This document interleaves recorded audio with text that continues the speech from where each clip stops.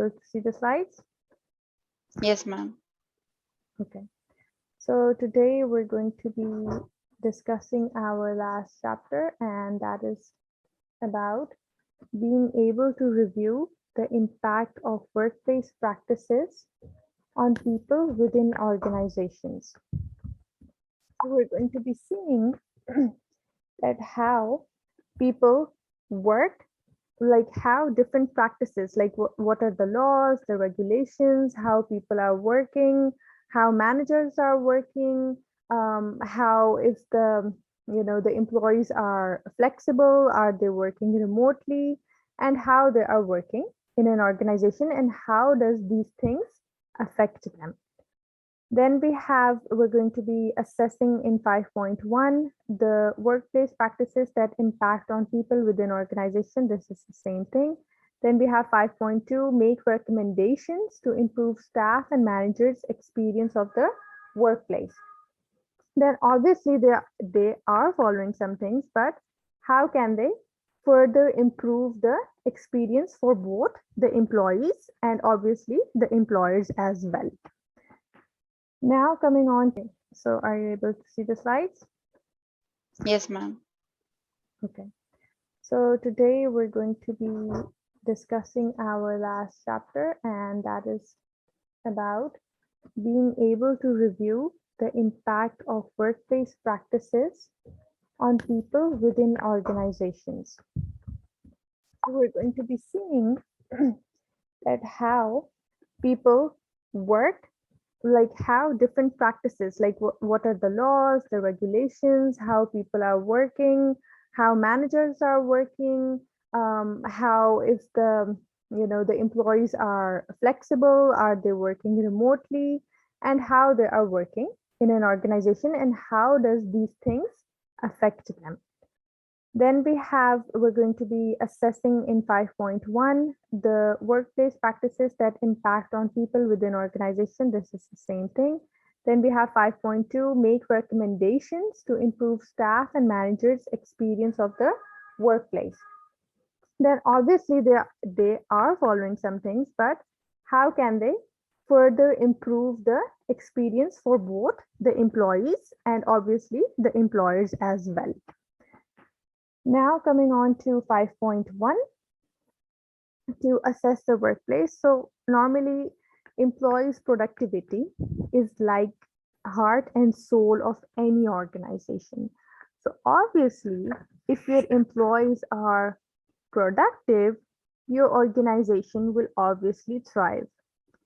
The success of the organization is very much dependent on how employees perform at the workplace.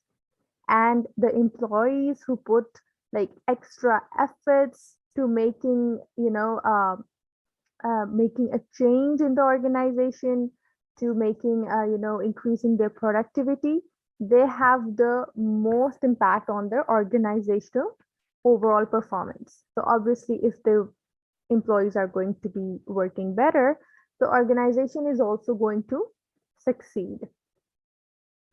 Then it says that increasing the employees' productivity is one of the most critical goals of an organization.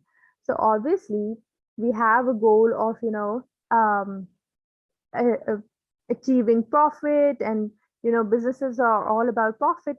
But obviously, side by side, you need employee productivity as well. It is also an important aspect of any business. Then workplace environment influences the employee's behavior at work. Obviously, if the environment is good, you have a friendly environment, the culture is good, obviously, employees are going to be performing better.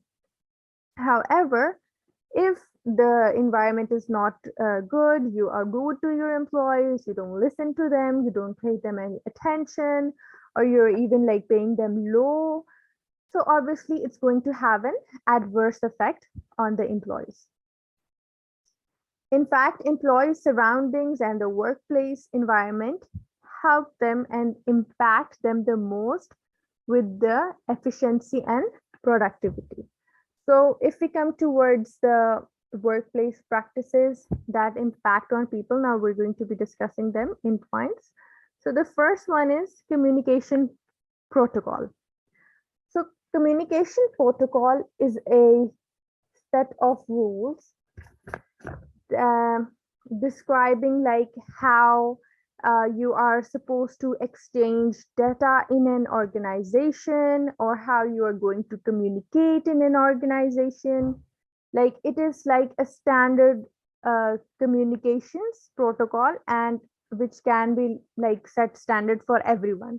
Like for example, if we have a hierarchy in our organization, so obviously we know that I am responsible for this subordinate, or for example, if I am an employee, then I will know I am, I have to report back to this manager, and so on. So effective communication, as we have also been discussing it since the first lecture about communication, and again and again.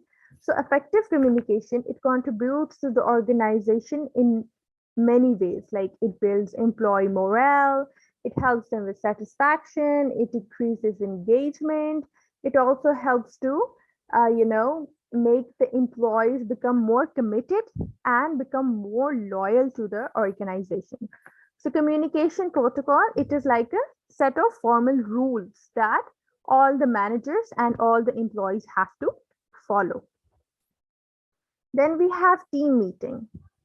So obviously we can understand by the name that team meeting is like uh, the main purpose is to like share the information effectively across everyone, like your managers, your employees. You have like a proper discussion about what is being shared. And obviously, like a good team meeting helps the teams align on the topics of discussions, like if there are any concerns and if they have to be clarified. And then obviously managers take the action to prevent any problems or solve any problems. And obviously, team meetings are held across all organizations to like stay updated. You can like discuss ideas over there. You could solve problems. You could like make, collective decisions. You could reach your goals. You could reach your objectives. Like it helps you. It helps people to sit together and talk about something and achieve something. So it could be like, for example, the sales department is sitting with the advertising manager and they are discussing about how we can increase our sales. So this is how we go about in team meetings.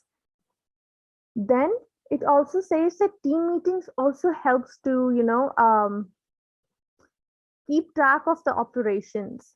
Like for example, and productivity, team building, and so much more. Like for example, if I am a manager and I have a team under me of 10 people, so obviously we're going to be having a weekly meeting every week, and I'm going to be asking them about how you guys are performing, how much have we achieved in terms of the last week.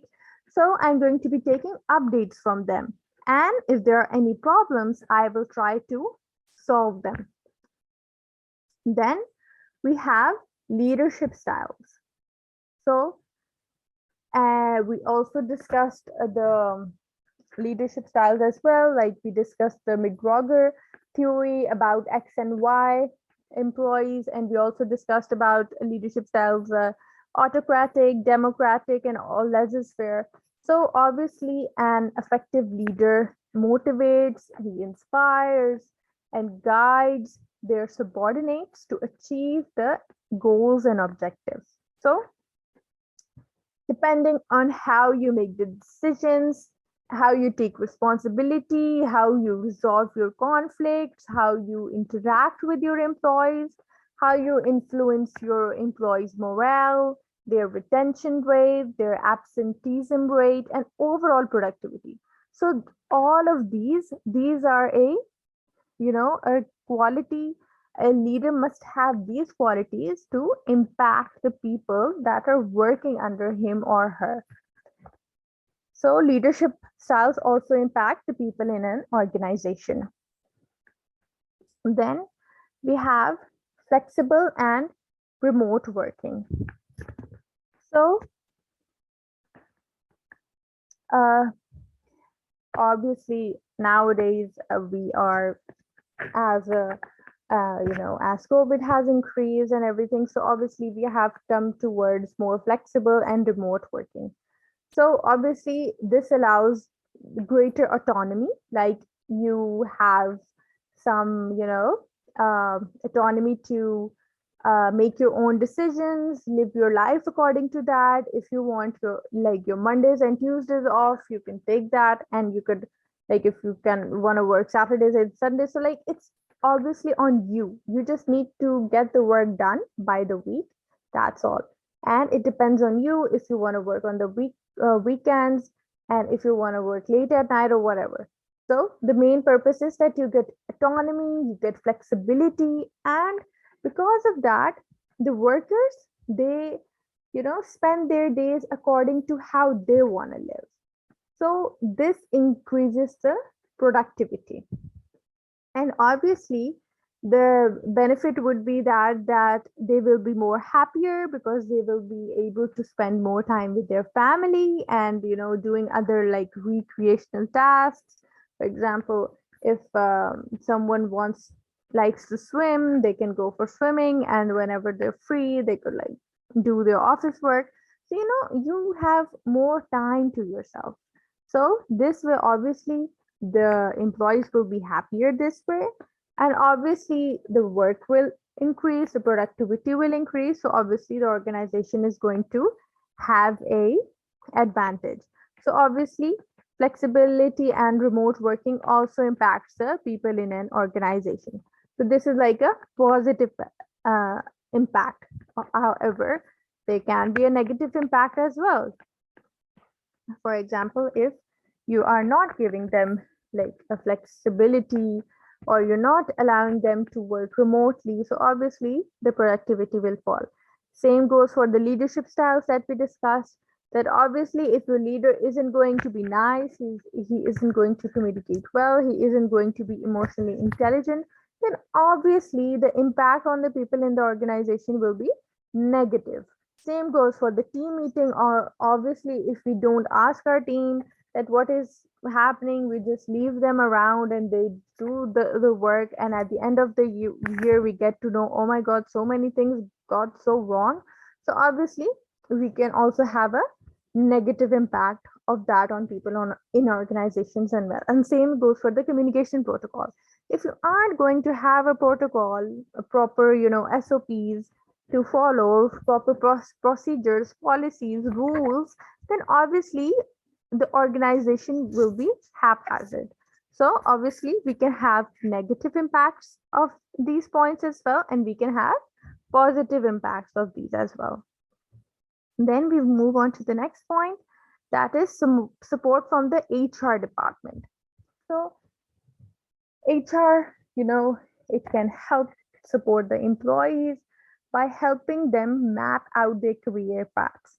Obviously, this happens in developed countries, not in developing countries. The HR doesn't care. Over here in developing countries, the main task for HR is just to like interview the person and give them the job. That's all. But in developed countries, in like big countries like US, UK, and all those, what they do is they help and support their employees even when they have been hired. So they're going to be helping them, for however long tenure you're working there, for 5 years, 6 years, they're going to be helping you to make your career path better, and they're going to help you to, help you excel in your career. Then, what is the impact of HR as well?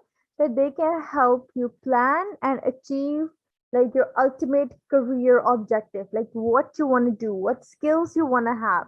So if an employee wants to be the CEO of a company, then the HR can help the employee identify their strengths and weaknesses. So obviously you need the support from your HR department, and obviously if it's going to be positive, then you're going to have a positive impact on your people in the organization.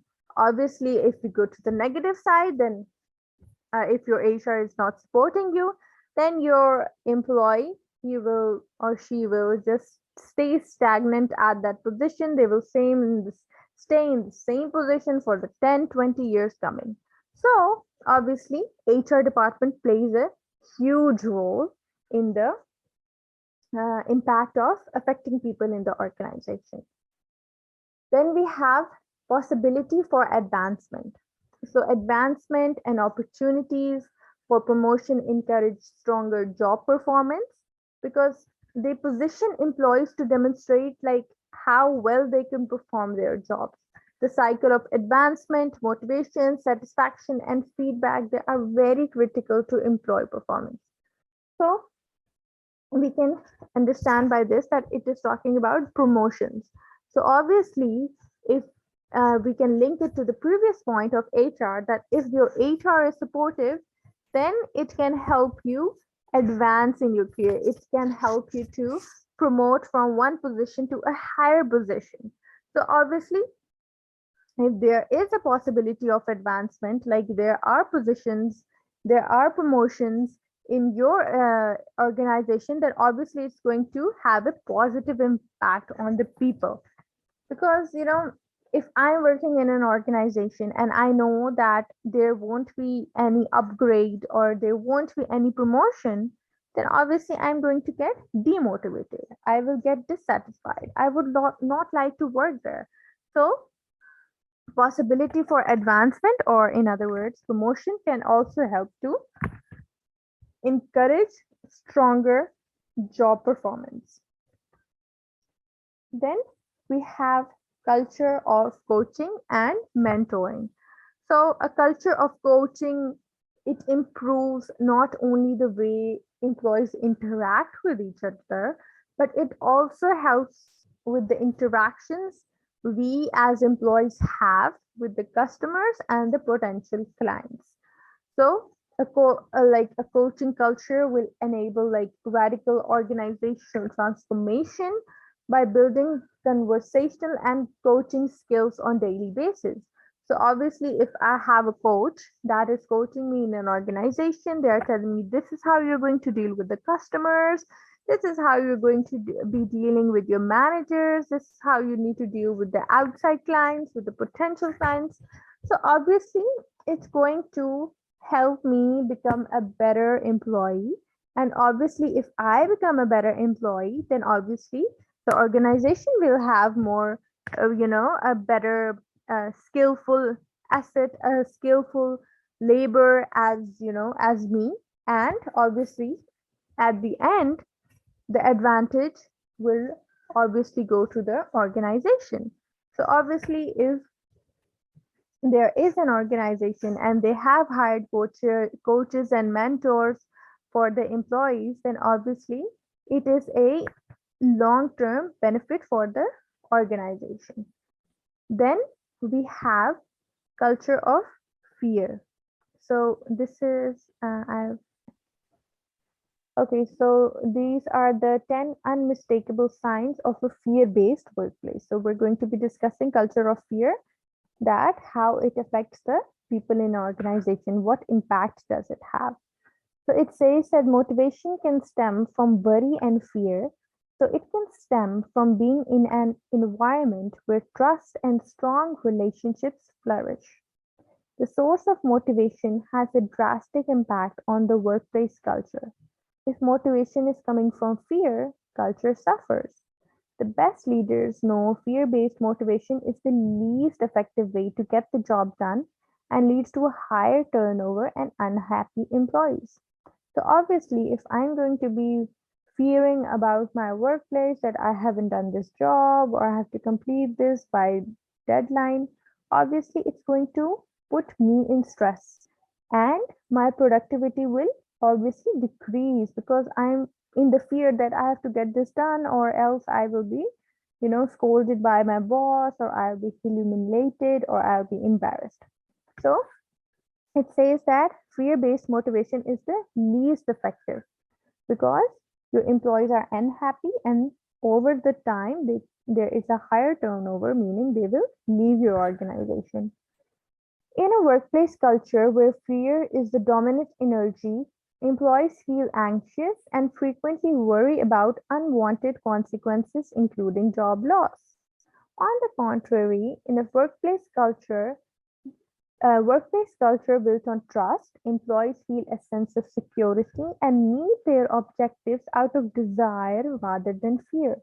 So, obviously, if I have a good workplace culture, I'm going to have a trustable relationship with my employees, with my managers, then I would want to do that work by myself, but not by fear.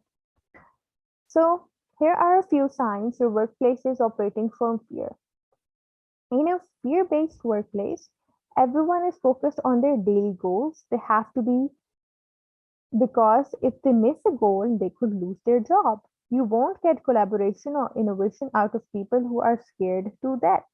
So obviously, if it is a fear based, it is you're going to be looking at the short term goals because you just want to get the job done and you're like, I need to get this done fast or my boss will fire me.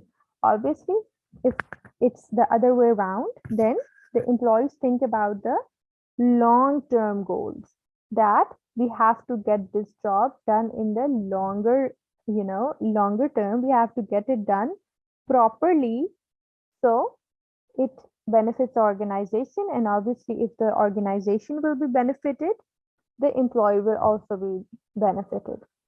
In a fear-based culture, managers and HR people specialize in assigning work, measuring results, punishing infractions, and maintaining order. In a healthy culture, managers and HR people specialize in listening to the employees, problem solving with them, celebrating success, and envisioning even greater success. So, obviously, as we discussed in the previous point about HR supporting the employees, so this is the almost the same thing.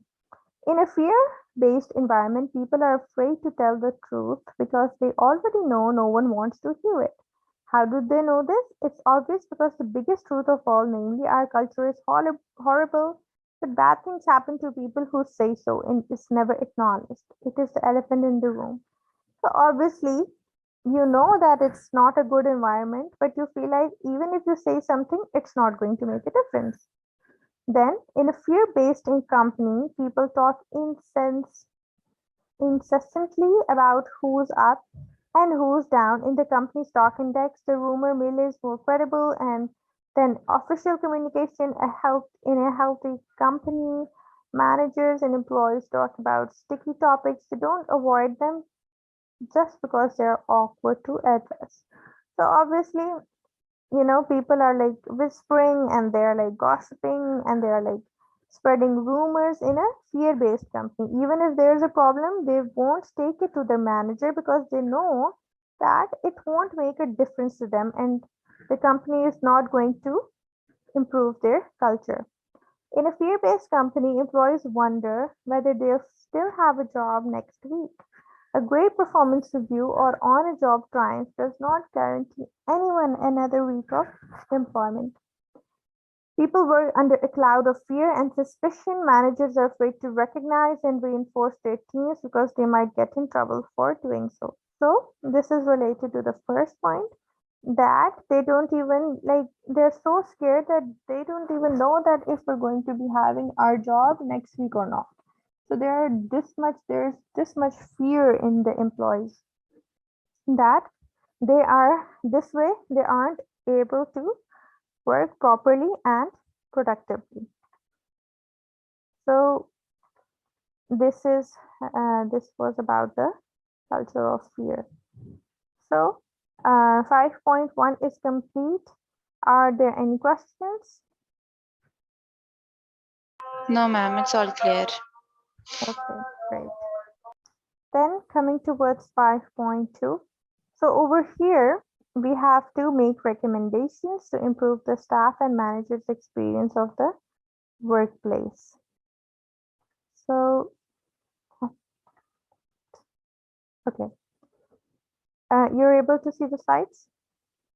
Yes, ma'am. Okay. So the first one is that how we can improve the experience, like for the employees, for the managers, for all of the people that are working in the workplace. But most importantly, the staff and the managers, because they are the ones that are operating the company or that place. So the first one is reviewing current practice and making proposals for change. So like obviously every company has different policies about how they have to work and go beyond different situations. So obviously what we can do is that if we want to improve, we can improve a few policies and rules and regulations. So like for example, if there has been there are many changes that have been made, so what we can do is get that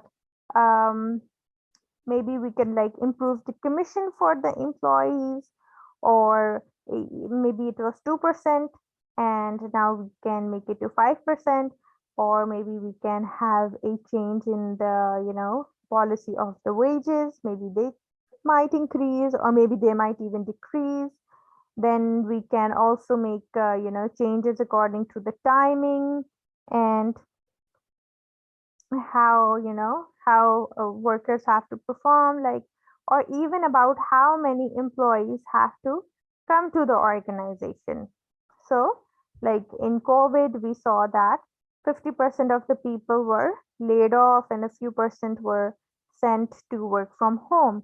So obviously we need to review the current practices and policies and make proposals for the change, that how we can improve our workplace by changing our practices. Then we have consultative group. So employees who have like the opportunity to be part of this process, they are most likely to accept change in an organization. Obviously, if we link it to the first part, change how, people are afraid of changing. They don't accept change very easily. So obviously, if we're going to have a consultative group in an organization, employees are going to sit together, they're going to discuss that. Some employees might be afraid, they will discuss their problems, that we are anxious and we have a fear of this, that we might lose our jobs or something might happen to our job security or whatever. So consultative groups will sit together, all employees, managers will sit together, they will discuss their problems openly, and other employees and managers will help them to understand that why this change is important for the organization, and also that you as an employee don't have to be fearful about losing your job. Then we have employee representatives on board.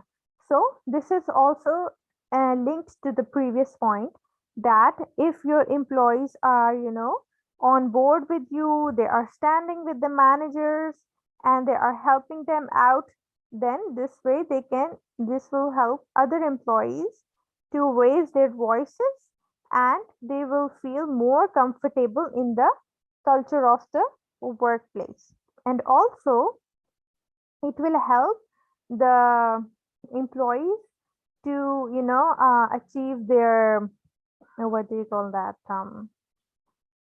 ask for their rights. They can also ask for negotiation, that please increase our pays, or that we are working for this much, so increase our commission or change our timings, or like give us like medical insurance, or problems that the employee might face. So if employee representatives are on board, so obviously employees will have a more prominent voice in the organization, which will help the employees make progress and work for their own rights. Then we have staff service. In staff service, obviously this is a part of the HR department, that they have to interview people, they can give them online service or even on paper service, and this will help the organization to see that where do the employees want improvement. So they could like the employees could say that our bathrooms might need, some changing or any repairing or stuff like that. So staff surveys are really important as well, because obviously the employee sees the organization from a different perspective, and the CEO uh, looks at the organization from a different perspective. The CEO might have a bigger picture of the organization, whereas the employee, he or she will have a, a picture of like little, uh, you know, uh, little, what do you call that? Like they will have details of tiny, they will have observation of tiny things, like this is not working, or this is how we can make our organization better, or this is how we can motivate the staff, and so on. So obviously staff surveys are also important for improving our workplace. Then we have outside intervention. So outside intervention is like, for example, that uh, you can have seminars, you can have workshops, you can have different trainings, different mentors are coming, like who are not a part of your organization. They are coming from the outside, and they are helping your employees to, give them, talks, give them trainings on how to become better. They can, teach your managers about how to handle employees. So this is how outside intervention can also help to improve the staff, and the experience of staff and the managers in an organization. So are there any questions in this slide? No, ma'am. Okay, great. Final assignment. Are you able to see the screen? Yes, ma'am. Okay. So so you're doing this for the first time, right? Yes, ma'am. Okay. So this is like a case study. So they have given you some information, and then you have to work on like task number 1. Then you will work on task number 2, and then you will work on task. Okay, so there's no task number 3. There are only 2 tasks, and then task number 2 has different parts. Okay, so let's see, because I'm also seeing this for the first time. So we'll just get a look at it. Scenario: an organization, Century Limited, which operates a number of homes for vulnerable adults in the country, has recently become aware of increasing problems with staff in its head office. So obviously this is about the people in organization, that the staff is facing problems. There have been a noticeable increase in absenteeism rate, meaning they are getting absent, staff turnover, that staff is leaving the organization, as well as poor morale and discontent. So like they aren't very happy, with the consequent drop in service standards. Complaints have been made from managers in separate homes in the organization, and following an investigation into the complaints, the board has expressed the concerns. So now they have talked to the managers, and now they're going to be discussing. A major piece of work will take place on the best practice with people management, and you have been asked to work with the managing director to bring this to fruition. He has asked you to provide a formal report that can be discussed with the senior managers before presentation to the board. Your report will draw on your understanding of workplace practices and procedures and their impacts on the workforce. You will provide exemplification of current practices in range of organizations. So now you will be helping the managing director that how we can improve this problem, how we can help the employees in the organization to improve. Then it says that you also will have to provide examples from the internet. Obviously, you're going to be like discussing, like we have discussed in class, how different organizations are, treating their employees. So you're going to, link your assignments with examples as well. That if you're going to write something, that this is how we can improve the people in the organization, or how we can improve these problems that the staff is facing. Then you can also like mention that the same is going on in a real world organization as well. So this is how you're going to be providing examples as well. Now coming towards task number 1, research. You will need to research workplace practices in order to gather information on communication practices, including communication policies and procedures, organizational charts, like this is the hierarchy part, we have discussed this in a lecture, and relevant legislation, meaning the laws that the employees have to follow. So we also have discussed this in the slides as well. Team working practices and leadership styles like autocratic, democratic. We have discussed this as well.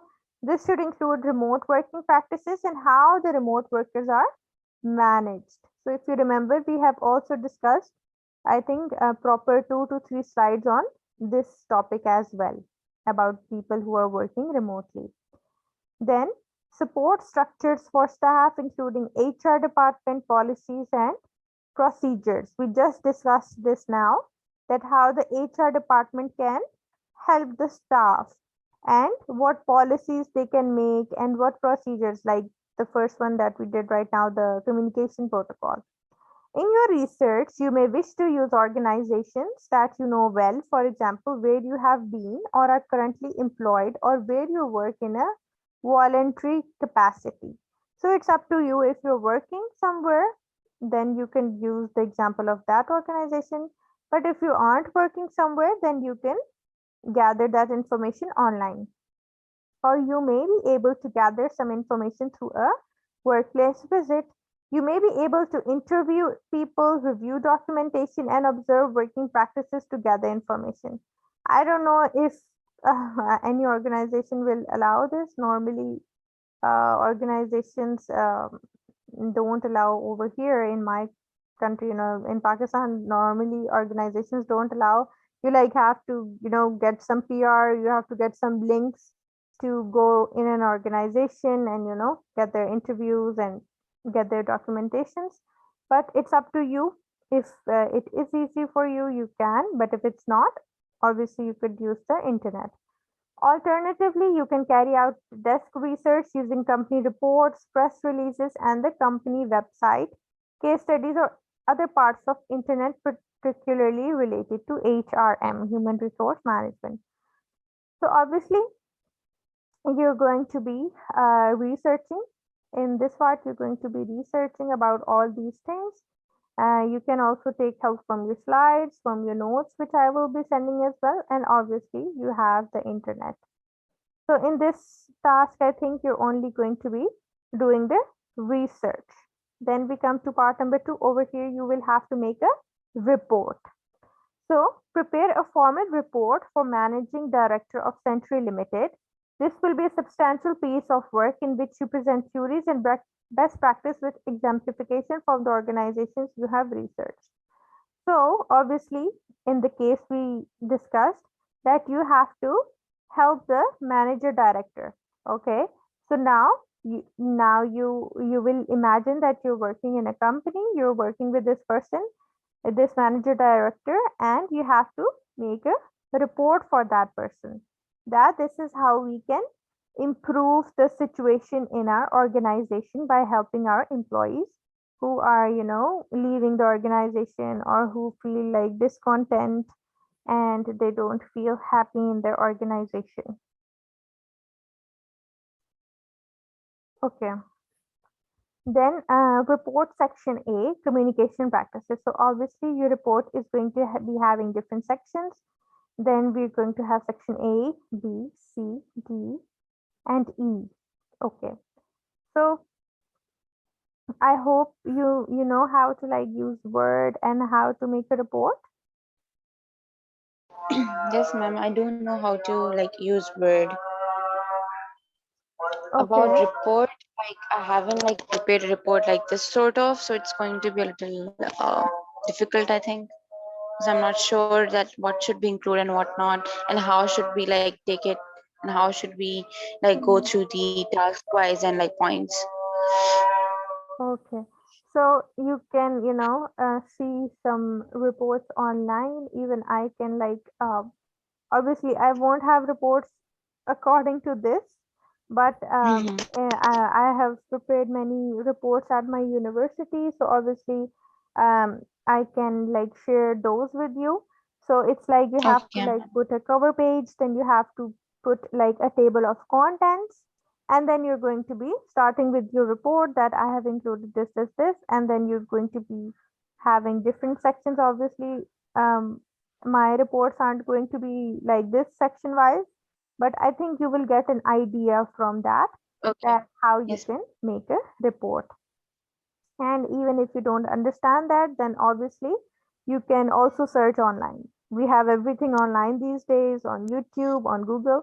So inshallah, you will be able to do it. It's not really tough. This will be your first time, but inshallah you will be you'll do it. Don't worry. You'll learn. Okay. Okay, so then we have that in section A, you're going to be having to talk about communication practices in an organization. So, an analysis of the benefits of effective communication.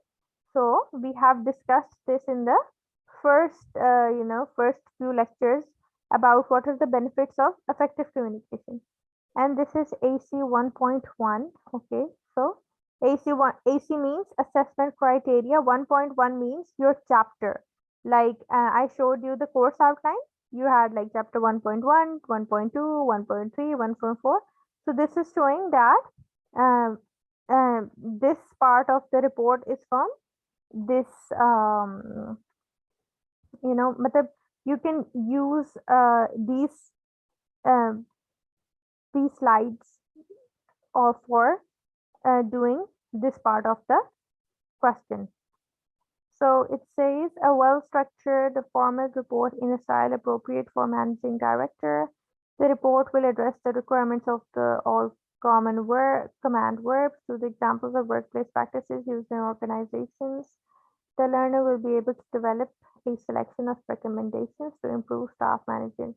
Okay, so this is the same thing journalized. This is detailed notes which should be based on research from a number of organizations. The research should focus on the task, identify topic listed in task. Okay, so obviously we discussed this task. You're going to be doing this in a different, in a different document, and you're going to be giving a heading, and then you're going to be talking about these research that you have found in different organizations. You're going to be talking about these things, and you're going to be giving examples from the internet. And over here, you're going to be making a report, and you're going to be having a different section for each, and you're going to be writing the benefits of effective communication. We have discussed this in the slides. Then we have an analysis of the policies and procedures that are used to enhance communication within organization with examples from the organizations you have researched. So the policies and procedures to enhance communication. We have also done this in our slides. And then you're going to be searching for examples online, and then you will be writing about those. And you can use the research, the organizations that you search in task 1. So you can link it in task 2 as well. Then we have an outline of legislation relevant to communication within organization and the impacts on the people of organizations. So the laws and the regulations that we studied, you're going to be talking about those, that the laws and regulations that are related to communication within organizations. Then we have an evaluation. So this is telling you that this is in 5.1, this is in 1.3, 5.1, an evaluation of how organizational structures impact on the communication methods used with examples. So we have also discussed this. So basically what you have to do is that you will make a heading for like benefits of effective communication, and then you're going to be, uh, you know, uh, writing the benefits in your own words. So there won't be any plagiarism. I think 10% or 15% plagiarism is allowed. I will ask Ms. Kinza and she can tell it to you as well about plagiarism. So in this point, what you will do, you will talk about the policies and procedures about how to enhance communication in your own words. And you're just going to be giving examples. That's all that you So, have to ma'am, do. Hmm. will it be in like bulleted form or like continuous writing, like the Uh, information which you're writing? yeah, so I'll have to ask that. I think it's up to the student because my last student, what she did was that some of her documents were in bullet form and some were in paragraphs. So I will Hmm. ask that if like there is a proper format or not. Okay. Okay. But obviously, if you look at this point, then if you're going to be working on section number A, then Hmm. this will be one bullet point, right? And under Yes, this, ma'am. there can be a paragraph or there can be maybe 5 benefits of the effective communication. So I think Okay. it will be up to you because it's not even mentioned in this document. So, but I think it's better if we ask Ms. Kinza about it. Okay. Then we have an evaluation of how organizations are. Okay, we have discussed this. Then we come towards section B, teamwork. So this section will be about teamwork in an organization. Consider theories of teamwork and provide examples of best practice with which you are familiar. Include and assess. So we have also discussed the theories of teamwork in our slide as well. I think it was unit 2. So you will have to see it in your slides. Then an assessment of the benefits of teamwork to both individuals, employees, and to the organization. Are these benefits apparent in the organization you have researched? So you're going to see that what are the benefits of teamwork to the employees, to the managers, to the organization, to the individual as a person who is working as one person in the organization. So then you're going to be seeing that the organization that you have researched in task number 1, you're going to be seeing that is this being applied to that organization or not. Then like you just need to link everything with your research, with your research that you have done over here and the companies that you have chosen over here. You just need to exemplify them in each part of your report. Then an analysis of why teams might fail to meet their objectives, providing examples. Okay, we have also done this as well. And an evaluation of the impact of leadership styles on teamwork with examples. So obviously, if it's going to be negative, if it's going to be positive, and like we also discussed leadership style in this slide as well today. In 5.1, we discussed that how many types of styles there are, like I told, autocratic, democratic, and how it can positively impact an employee and how it can negatively impact an employee. So you're going to be talking about those with examples. So examples are very important. Then remote working. Consider the issues associated with remote working, provide examples of best practice in which you are familiar. We also did I think in chapter unit 3, we did the remote working. So you can open those slides and I will send the notes as well. You could use that. And obviously you have Google. An explanation of the different ways in which people work remotely, an evaluation of common working practices used by those working remotely with examples of appropriate use in different contexts. So obviously, you're going to be talking about what common practices are there, how they work, what they have to follow. Like, do they have to? We also discussed that they have to like come weekly or they have to come monthly to like check on with the organization, everything. So you're going to be discussing those points with examples. An analysis of leadership styles appropriate for remote working, like which leadership style will be appropriate. So I feel like that it will be I think it will be less fair, like in my opinion. But if you think it will be democratic, then you have to justify that why will it be democratic? Like how can it be? What will be the advantages? What will be the disadvantages?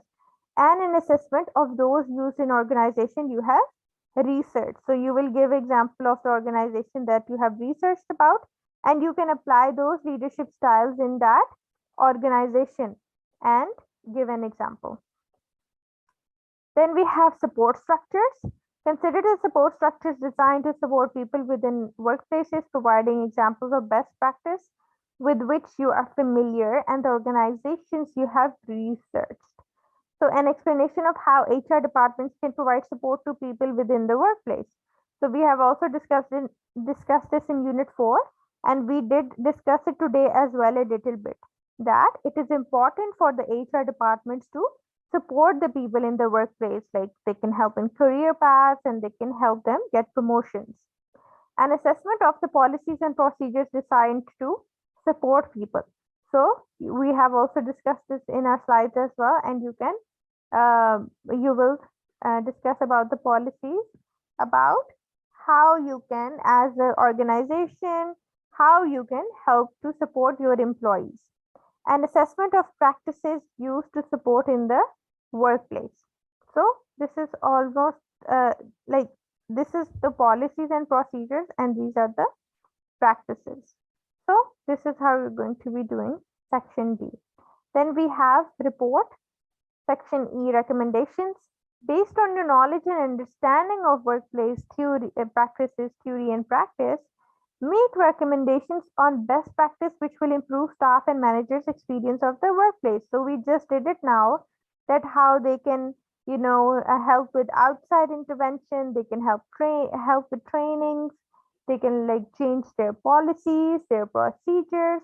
So you're going to be seeing recommendations online, that how, like, we only discussed like 5 to 6, but there can be like many more, right? Many more recommendations that can help people. So you're going to be giving an example, and you're going to be discussing each of the recommendation in terms of your researched organization that you chosen in task number 1. So this will be the last section of your report.